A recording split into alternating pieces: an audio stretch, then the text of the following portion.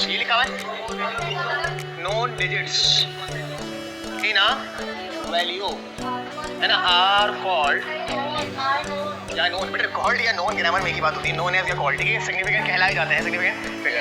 तो बेटा किसी भी चीज़ की डेफिनेशन बड़ा आसान है याद करना, बोलो and this is called significant figure. नहीं ऐसा नहीं होता, आखिरी वर्ड नहीं याद रखना, पूरी डेफिनेशन याद करनी होती है।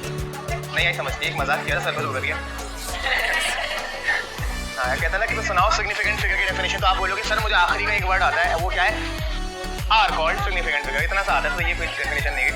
देखो सिग्निफिकेंट का मास पर यूनिट वॉल्यूम किसी भी सब्जेक्ट का, हाँ वो उसको स्टेप कर दो, उस पर हो जाएगा।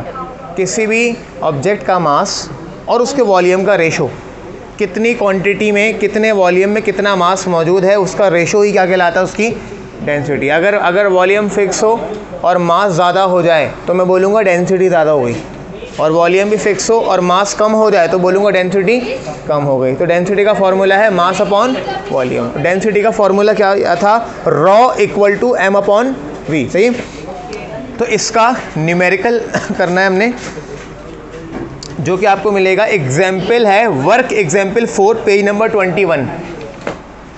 वर्क एग्जाम्पल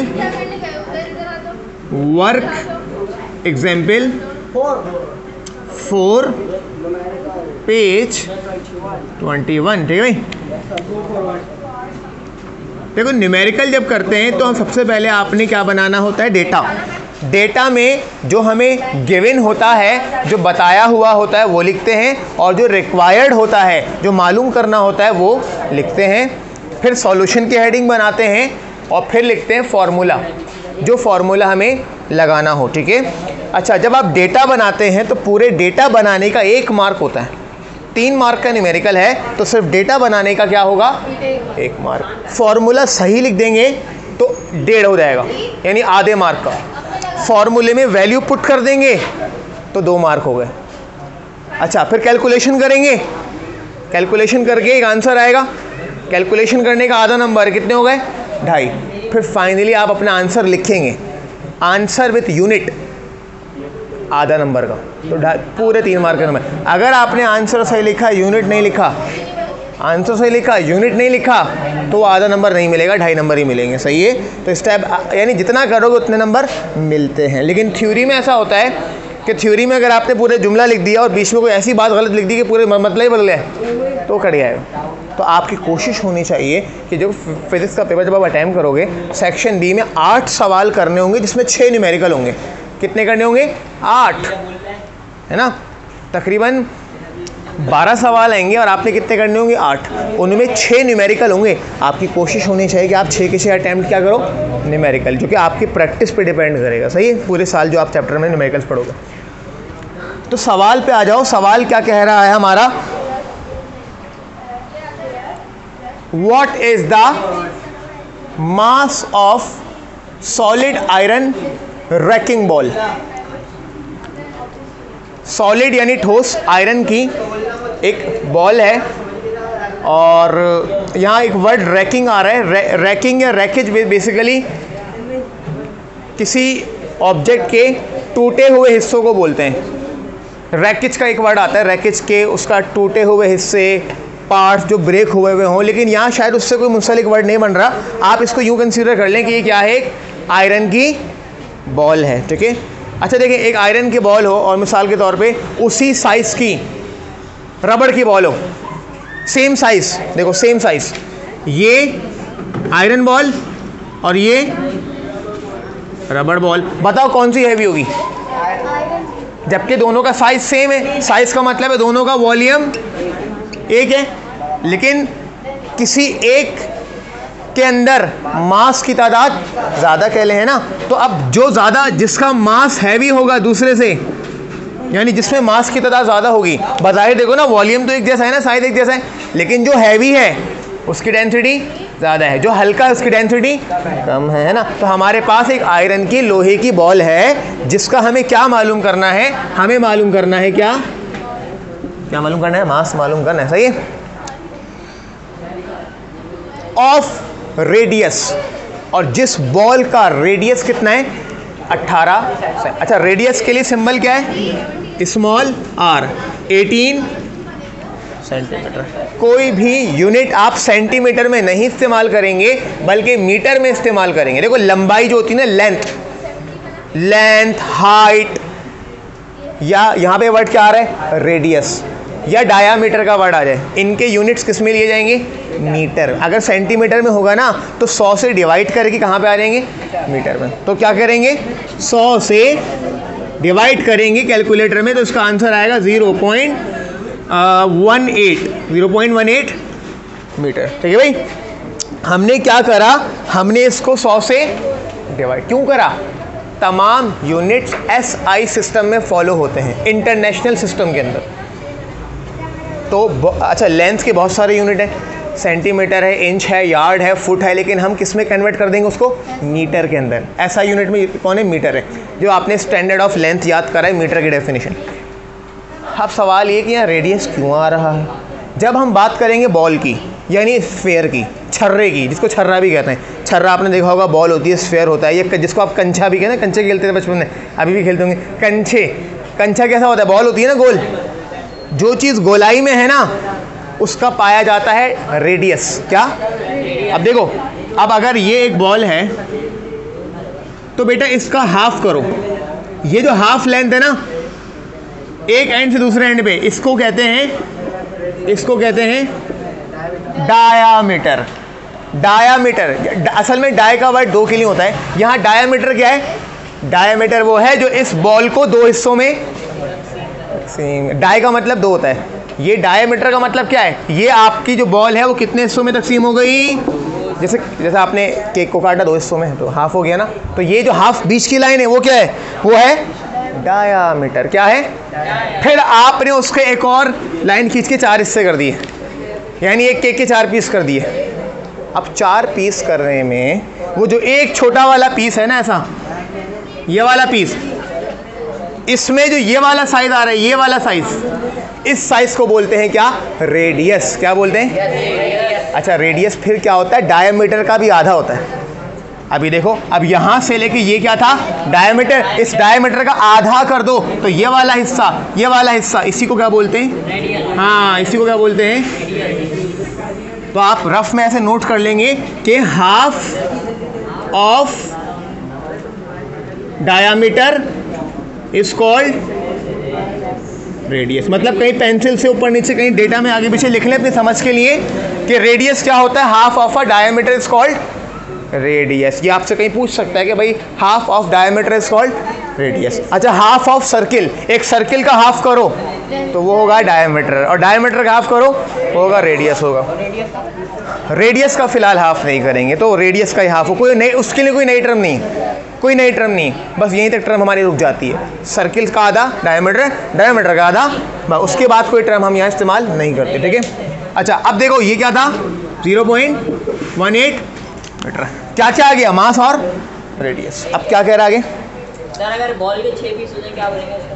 बॉल के 6 पीस भी कर दें, बिल्कुल कर सकते हैं, लेकिन अगर आप 6 पीस भी कर देंगे तो हर पीस की जो ये वाला साइज होगा ना, हाँ हर पीस का फिर भी वो साइज, लंबाई कह लो, आप 6 कर दें, आप 8 कर दें, पीस की जो लंबाई होगी ना वो सेम होगी, सिर्फ जो चौड़ाई, थिकनेस है ना वो कम, पीस पतला होता जाएगा लेकिन लंबाई उतनी रहेगी। आप उसके 1000 पीस कर दें, लंबाई वही रहेगी, पतलाई मोटाई कम हो जाएगी, पीस पतला होता जाएगा। हाँ लंबाई कम करनी। अब आपके पास देखो ये वाला एक पीस आ गया है ना, ये वाला पीस आ गया, ये क्या है, इसकी लंबाई। अब आप इसको ऐसे काट दें बीच से और काट दें तो पहली बात तो बड़ी अजीब सी कोई शेप बन जाएगी, है ना। तो इसका मतलब है यूँ काट देंगे तो ये रेडियस का भी आधा हो जाएगा, लेकिन उसका कोई नया नाम, कोई टर्म नहीं होती, बस हम बोलेंगे रेडियस का भी हमने हाफ कर दिया। ठीक है, तो देखो अगर तमीज़ और तरीके से कोई सर्किल को काटा जाएगा ना तो या तो डायमीटर में काटेंगे या रेडियस में, फिर वो बदतमीज़ी कहलाएगी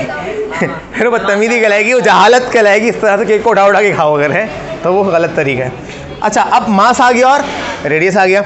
अब कह रहा है if the density of iron, जो आयरन हम यहाँ इस्तेमाल कर रहे हैं लोहा, उस आयरन बॉल की डेंसिटी कितनी बता रहा है। डेंसिटी का सिंबल क्या होता है, क्या होता है, कितनी बता रहा है, 7.8 ग्राम पर सेंटीमीटर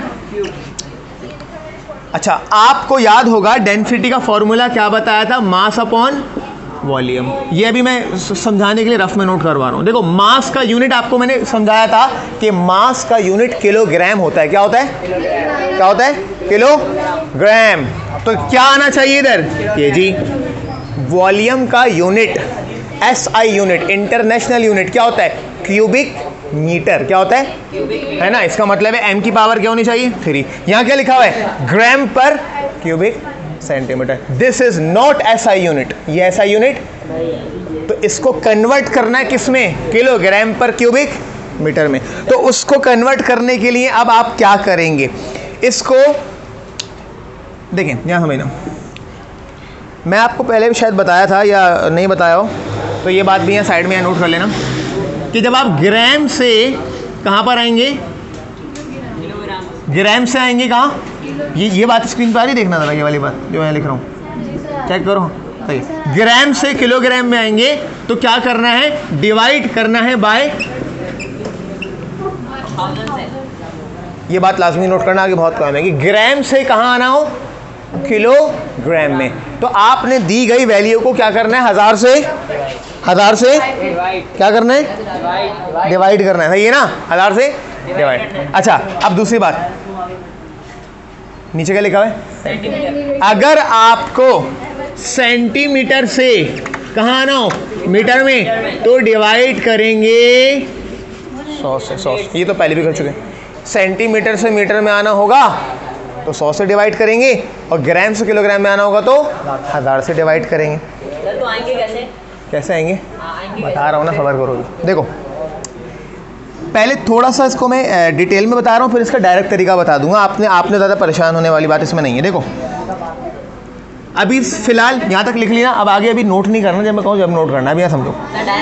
हाँ, मैं आपको बता रहा हूँ ना तरीका, सुनो। देखो, 7.8 ऊपर क्या है? ग्राम। अच्छा, अब ग्राम है तो ग्राम से किलोग्राम में जाने के लिए कहा जाता है क्या करेंगे? 1000 से डिवाइड। तो डिवाइड का मतलब है, मैं यूँ लिख दूंगा, डिवाइड बाय। लेकिन सेंटीमीटर क्यूब कहाँ लिखा हुआ है? नीचे डिनोमिनेटर में। तो जरा एक और बड़ी सी डैश लगाएंगे, अच्छा, यहाँ मान लो सेंटीमीटर की जगह लिखा हुआ है 1, तो मैंने यहाँ क्या लिख दिया? 1। अभी तो सिर्फ समझो, ज़्यादा परेशान नहीं हो। अब सेंटीमीटर से मीटर में जाने के लिए मैंने क्या बोला था? क्या करेंगे? डिवाइड करेंगे। तो यकीनन इस 1 को भी क्या करेंगे? किससे करेंगे? 100 से करूँगा। पहले देखो, यहाँ स्क्रीन पे आ रहा है क्या? ठीक, मैं भी आ रहा हूँ। अच्छा देखो, अब एक लॉजिक वाली बात, सेंटीमीटर से मीटर में आना है तो किससे डिवाइड करना है? 100 से। लेकिन यहाँ हम सेंटीमीटर नहीं कर रहे, सेंटीमीटर का क्यूब कर रहे हैं। सेंटीमीटर का क्यूब कर रहे हैं। तो सेंटीमीटर का अगर क्यूब होगा, चलो पहले स्क्वायर देख लो। अगर सेंटीमीटर का स्क्वायर होगा और मीटर के स्क्वायर में आना होगा, सेंटीमीटर से मीटर में आना होगा तो 100 से डिवाइड। सेंटीमीटर स्क्वायर से मीटर के स्क्वायर में आना होगा तो फिर 100 नहीं रहेगा, 100 का स्क्वायर हो जाएगा। और 100 का स्क्वायर होता है 10,000, यानी 1 के आगे 4 0। 100 का स्क्वायर, 100 का स्क्वायर का मतलब है 1 के आगे कितने 0? 4 0। मतलब 2 0 के डबल हो जाएंगे, 2 और 2 4 हो जाएंगे। ऐसा सही। तो डिवाइड किससे करेंगे? बाय 10, यानी 100 मल्टीप्लाई 100 से होगा। 2 बार 100 आएगा। कितनी बार आएगा? 2 बार 100। और अब हमें क्या करना है? तो जब सेंटीमीटर क्यूब से मीटर क्यूब में आओगे तो मुझे बताओ कितनी बार 100 आएगा? 3 बार 100 आएगा। कितनी बार? अब अगर डिवाइड में 3 बार 100 आएगा सेंटीमीटर क्यूब से मीटर, तो मैं क्या लिखूंगा? Divide by. अब 3 बार 100 का मतलब है 0 कितने होंगे? 5। सोचो, 3 बार, देखो 1 बार 100 कितने 0? यार 100 में कितने 0 होते हैं? 2 बार 100 कितने 0 हो गए? 3 बार 100 कितने 0 हो गए? आगे बात समझ। तो अब यहाँ डिवाइड बाय 1 के आगे कितने? जिसको आप 1 मिलियन कहते हैं, नॉर्मली क्या बोलते हैं? 1 मिलियन या 10 लाख कहते हैं। 10 लाख या 1 मिलियन। तो इसका मतलब है यहाँ कितने 0 आने चाहिए? 1 2 3 4 5 6। आइए, ये मैं आपको पूरी कैलकुलेशन सिखा रहा हूँ, फिर इसका डायरेक्ट वाला बताऊंगा, वो नोट करेंगे। अभी आप ये समझने वाली। अब आप मैथ में ये समझते हैं, मैथमेटिक्स में, कि अगर एक फ्रैक्शन चल रहा हो, मतलब एक चीज़ ऊपर लिखी हुई एक नीचे लिखी हुई, इसको न्यूमिनेटर कहते हैं, इसको डिनोमिनेटर कहते हैं। अच्छा, डिनोमिनेटर में एक फ्रैक्शन बना हुआ है, मैं इसको पलट दूंगा, ये पलट के ऊपर आ जाएगा, डिवाइड से मल्टीप्लाई में आ जाएगा। क्या होगा डिवाइड से? देखो 7.8 डिवाइडेड बाय 1000, ये तो ऐसे ही रहेगा। ये पलटेगा, पलटेगा मतलब है ये डिवाइड से आ जाएगा मल्टीप्लाई में, और पलटने का मतलब है कि ये जो 1 मिलियन है ये ऊपर आएगा और 1, समझ लो, 1 मिलियन ऊपर आएगा और 1 डिनोमिनेटर से कहाँ लेकर आया उसको? न्यूमिनेटर में। तो वो जो ऊपर 1/2 है मान लो, तो वो 2/1 हो जाएगा। बटा का मतलब है डिवाइड, ये लिखा हुआ है 1/1 मिलियन, तो पलट के क्या हो जाएगा? 1 मिलियन बटे 1, रेसिप्रोकल हो जाएगा। क्या हो जाएगा? बटे का मतलब है डिवाइड करना है, उर्दू बोलो। यहाँ तक बात समझ आई? नीचे वाला डिनोमिनेटर पलट कर ऊपर आएगा। देखो ये डिवाइड से कहाँ पर आ गया? अब ये पलटा, पलटे का मतलब है 1 मिलियन ऊपर और 1। अब देखो जब ऊपर और नीचे बहुत सारे अंडे हों, 0 हों, तो अंडे से अंडे टूटेंगे, अंडे चटक जाएंगे, मतलब खत्म हो जाएंगे। सही है? हाँ, बहुत कुछ जहन में हो सकता है, तो बी पॉजिटिव, वरना आपकी तस्वीर कैमरे में आ रही। देखो भाई, ऊपर वाले अंडे नीचे वाले अंडे यानी 0 क्या हो जाएंगे? कैंसिल हो जाएंगे। सही है? कैंसिल हो जाएंगे। बेटा अंडा बनाने के लिए, अंडा फ्राई करने के लिए अंडे को क्या करते हो? तोड़ते हो ना, चम्मच से तोड़ते हो ना, तो अंडे यहाँ पे ऐसे ही ब्रेक होंगे। सही है? देखो 3 0 से यानी 3 अंडों से ये 3 अंडे कैंसिल। अब मुझे बताओ ऊपर कितने अंडे हैं, कितने 0 हैं? तो फाइनल हल ये निकला कि जो दी गई वैल्यू थी 7.8, उसको मल्टीप्लाई किया जाए किससे? हाँ, अब इसका मतलब है आप बोलोगे यार ये सीधा सीधा आप हमें बोल देते कि 1000 से मल्टीप्लाई कर दें, आपने क्यों इतनी बड़ी कहानी हमें सुनाई? तो ये कहानी इसलिए सुनाई कि आपको ये पता हो कि 1000 से मल्टीप्लाई क्यों। अब आप में से कोई पूछता नहीं यार क्यों करा 1000 से मल्टीप्लाई, तो उसकी लॉजिक ये थी, ये सारा कैलकुलेशन था। अब इसका मतलब है अब आप ये चीज़ याद रखेंगे कि अगर ग्राम पर सेंटीमीटर क्यूब से कहाँ आना हो? किलोग्राम पर, है ना? तो डायरेक्ट कुछ मत सोचो, डायरेक्ट मल्टीप्लाई कर दो किससे? 1000 से। किससे मल्टीप्लाई कर दो? मल्टीप्लाई बाय क्या हुआ? मैं बता रहा हूँ। आप डेंसिटी सॉल्व कर रहे हैं, डेंसिटी आपको दी है ग्राम पर क्यूबिक, ग्राम पर क्यूबिक, ग्राम पर क्यूबिक नहीं ना, सेंटीमीटर, ग्राम पर क्यूबिक, जिस तरह यहाँ दी हुई है ना, ये रहा, और आपको इसमें इस्तेमाल कन्वर्ट करना है ना, किस में कन्वर्ट करना है? किलोग्राम पर क्यूबिक। तो उसका सीधा सीधा हल ये है, अब देखो कितना सीधा सीधा है, मैंने बहुत बड़ा बताया समझाने के लिए। सीधा सीधा हल ये है बेटा कि आप क्या करेंगे, दी गई रकम को 1000 से क्यों, कि ऊपर खाली क्या बच रहा है? 1000 बच रहा है। तो देखो इसका मतलब ये है कि 7.8 मल्टीप्लाई हो जाएगा 1000 से, तो इसका आंसर आएगा 7800। आई थिंक चेक कर लो उसको मल्टीप्लाई करके, यार है हाँ, सिंपल कैलकुलेटर में मल्टीप्लाई कर लो, 7.8 को 1000 से मल्टीप्लाई कर दो तो 7800 आ जाएगा। 7800 है ये। अच्छा क्या करा? 7.8 मल्टीप्लाई बाय 1000 कितना आ गया? 7800। क्या यूनिट आएगा? किलोग्राम पर क्यूबिक, है ना? अच्छा, अभी मैंने जितनी बातें एक्स्ट्रा में रफ में बताई हैं उसको उसी पेज पे ना साइड पे नोट कर लो, ठीक है? और डायरेक्ट काम क्या बताया मैंने? मल्टीप्लाई कर दो। डायरेक्ट काम ये है कि 7.8 को डायरेक्टली क्या कर देंगे? 1000 से, और 1000 से मल्टीप्लाई करके आंसर आएगा 7000 किलोग्राम पर क्यूबिक, सही है ना? देखो ये काम करना है, ये करना है और ये काम करना है। ये सारा काम जो है ये आप नोट करेंगे, लेकिन ये रफ नोट करेंगे कि ये मैंने आपको तरीका बताया है कि कैसे हमने 1000 से मल्टीप्लाई किया। अब ज़रा जल्दी से सारा रफ वाला भी नोट करो और फेयर को अलग लेके चलो, फिर आगे कैलकुलेशन। थोड़ा सा बड़ा न्यूमेरिकल है लेकिन इंटरेस्टिंग भी है और इम्पॉर्टेंट भी है, तो इसको अच्छे से समझना है, ठीक है। अभी और चलेगा ना, जल्दी से पहले कॉपी करो उसमें। मार्क नहीं है लेकिन ये चीज़ ज़रूरी है, ऐसा नहीं है कि आपको हर चीज़ का मार्क मिलेगा, कुछ चीज़ें फ्री में भी की जाती हैं। फॉर्मूला क्या है डेंसिटी का? क्या फॉर्मूला है डेंसिटी का? रॉ सही। तुम्हें क्या चाहिए इसमें से? तो जो चीज़ चाहिए तो फॉर्मूले को करेंगे अरेंज। क्या करेंगे? अब जो चीज़ हमें चाहिए होती है उसको कहीं से ढूंढ ढूंढ के निकालते हैं ना, उसको अरेंज करते हैं। तो अभी यहाँ से किसको अरेंज करना है? मास को। तो मास को अरेंज करेंगे तो बेटा देखो, जब मास को अरेंज करने का मतलब है इसको अलग कर देंगे। अब अगर इसके साथ कुछ मल्टीप्लाई हो रहा है तो दूसरी जानिब जाके डिवाइड हो जाएगा, और अगर इससे कुछ डिवाइड हो रहा है तो वो दूसरी जानिब जाके मल्टीप्लाई हो जाएगा। तो डिवाइड में कौन है? v का मतलब है वॉल्यूम, वॉल्यूम चले जाएगा मल्टीप्लाई में। तो देखो क्या ये बनेगा, रॉ मल्टीप्लाई बाय सही, ये बन जाएगा। अब तुम्हें डेंसिटी पता है, कितनी है डेंसिटी? 7800, 7000। लेकिन ये क्या है? हमें तो वॉल्यूम नहीं पता, हमें रेडियस पता है। क्या पता है? तो याद रखना कि अगर हमें किसी का रेडियस पता हो तो हम उसका वॉल्यूम मालूम कर सकते हैं एक मखसूस फॉर्मूले से। अब हमारे पास बहुत सारी ज्योमेट्रिकल शेप्स होती हैं, स्क्वायर होता है, ट्रायंगल होता है, रेक्टेंगल होता है, स्फीयर होता है। अभी हम किसकी बात कर रहे हैं? अभी मैं जो बॉल की बात कर रहा हूँ, बॉल स्क्वायर है, रेक्टेंगल है, ट्रायंगल है या स्फीयर है? स्फीयर का मतलब है सर्किल। क्या है? स्फीयर है।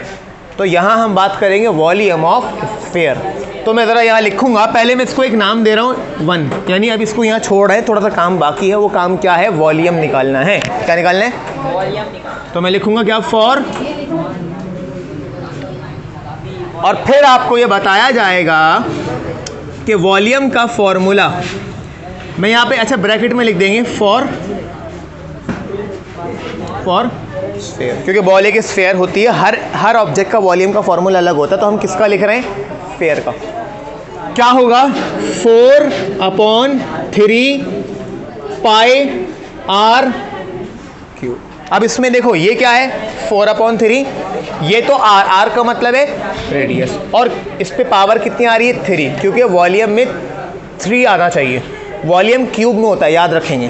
3 डायमेंशन होती हैं, जैसे कि लेंथ, विड्थ और हाइट, और 3 बातें से 3 बनता है। यहाँ पाई क्या है? इसको पढ़ते हैं क्या? इसको मैं यहाँ लिख रहा हूँ, इसको क्या पढ़ते हैं? इसको पढ़ते हैं पाई। पाई हम हमेशा जब पढ़ेंगे जब हम सर्किल्स को पढ़ते हैं। पाई हमेशा कब पढ़ा जाता है? जब किसको पढ़ते हैं? जब भी आप सर्किल्स पढ़ेंगे तो वहाँ पाई का जिक्र लाजमी होगा। पाई की एक मखसूस वैल्यू है, पाई की एक मखसूस, उसको याद रख लेंगे। और देखो पाई की वैल्यू ना बहुत बड़ी है, लेकिन हम छोटी करके कांस्टेंट इस्तेमाल करेंगे इस तरह से 3.14। वैसे ये बहुत आगे तक चलती है, लेकिन आप एटलीस्ट ये इस्तेमाल कर सकते। अब इसको याद करना कैसे? इसको आप ऐसे याद रखना, ये है 14 मार्च। साल में 14 मार्च जब आती है ना जी, देखो 14th मार्च, इस दिन को साइंस की लैंग्वेज में क्या बोलते हैं? पाई डे। 14 मार्च को पाई डे मनाया जाता है। पाई डे क्यों मनाया जाता है? क्योंकि 14 मार्च इसकी वैल्यू क्या है? 3.14। इसमें 3 का मतलब है तीसरा महीना और 14 का मतलब है 14 डेट। तो मार्च की 14 तारीख, मार्च की, तो 14 मार्च को मनाया जाता है। और बहुत इंटरेस्टिंग सी बात है कि 14 मार्च को दुनिया का बहुत अजीम साइंसदान एल्बर्ट आइंस्टाइन पैदा हुआ था। आपने नाम सुना होगा किसका? एल्बर्ट आइंस्टाइन को, एटलीस्ट आइंस्टाइन कहीं सुना होगा, बहुत बड़ा साइंटिस्ट है। ये उस दिन पैदा हुआ। और एक और बहुत अजीम साइंसदान जो अभी कुछ सालों पहले मरा है, स्टीफन हॉकिंग नाम है उसका, वो इस दिन मरा था। और वो दोनों बहुत अजीम साइंसदान थे।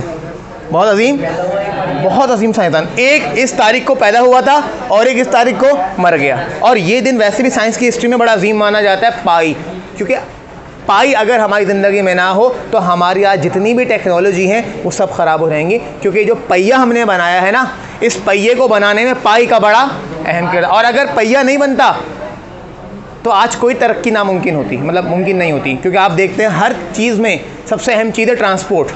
जहाज़ के चलने में भी पहिए का किरदार है ना, बग़ैर जहाज़ उड़ता है, लेकिन बग़ैर पहिए के जहाज़ उड़ भी नहीं सकता, क्योंकि उसको पहले चलना पड़ता है रनवे पे, फिर वो उड़ता है। तो लिहाजा पहिए में इस्तेमाल होता है क्या, पाई।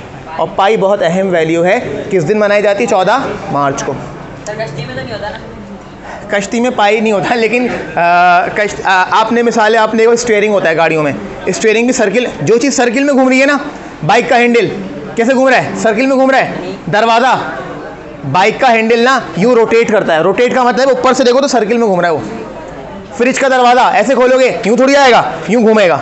जो चीज़ घूम जाए ना, रोटेट कर जाए, वहाँ सर्किल आता है। सर्किल का मतलब वहाँ पे क्या आता है, पाई आता है। ठीक है, चलो अब क्या करेंगे, ये फॉर्मूला है, देखो v बराबर है 4/3, साथ में पाई, पाई कितना है 3.14, और r कितना था हमारे पास 0.18, और पावर आ जाएगी 3।